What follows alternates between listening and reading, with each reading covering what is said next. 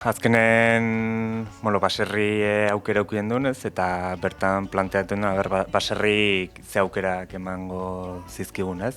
Bai, aldapa malda desenteko lursaiek eta dauzkula, orduan, baratza pixkan mugatuta daukau, ez? Orduan, baratzaz aparte, ez, baserri dibertsifikatzea pentsatu duen, eta aukeratako bat ogintza zen, ez?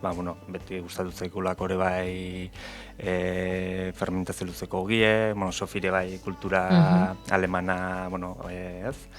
Ogi mota honetan desenteko kultura dago, eta boixe, asko pentsatu begi esan, aurre egin du norta, baratzakin hasi ginen, nolabait diru iturri azkarrago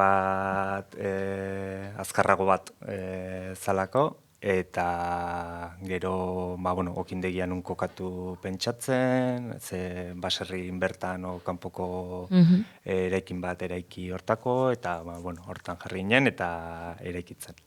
Eta prozesu luzea izan dela, 3 urteko prozesu okindegi ere martxan jartzeko.